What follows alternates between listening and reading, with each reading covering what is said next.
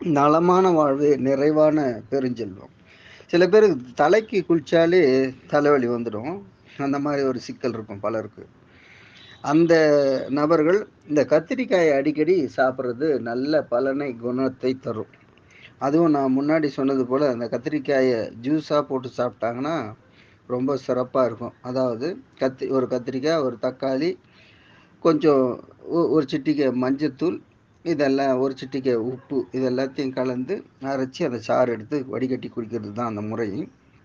அப்படி சாப்பிட்டீங்கன்னு சொன்னால் தலைக்கு குடித்தா தலைவலி வர்றது குணமாகும். அது மட்டும் இல்லாமல் பெண்களுக்கு இடுப்பில் வலி ஏற்பட்டு அது தொடையின் உட்பகுதியாக டிராவல் பண்ணி நரம்புகள் வழியாக கால் சுண்டு வரல் வரைக்கும் வலி எடுக்கும். அந்த மாதிரி வலி உள்ளவங்க இந்த மாதிரி இந்த சொன்ன கத்திரிக்காய் ஜூஸை போட்டு சாப்பிட்டாங்கன்னா அந்த வலியிலேருந்து நல்ல பலனை பெற முடியும். கையில் ஏற்படக்கூடிய நடுக்கம் இருக்கு பாருங்க, சில பேர் கை நடுக்கம் ஏற்படும். அந்த நடுக்கத்தை குணமாக்கக்கூடிய ஆற்றலும் இந்த கத்திரிக்காய் ஜூஸ்க்கு உண்டு. சிலருக்கு வெளிச்சத்தை பார்த்தா கண்ணு கூசும், அவர்களும் இந்த கத்திரிக்காய் ஜூஸை சாப்பிட நல்ல பலனை, குணத்தை முழுமையாக பெறக்கூடிய வாய்ப்பு உண்டு. இந்த நல்ல தகவல் 4 பேருக்கு தெரியணும்னு நினச்சிங்கன்னு சொன்னால் ஷேர் பண்ணுங்கள். அன்புடன் காஞ்சி முகிலன்.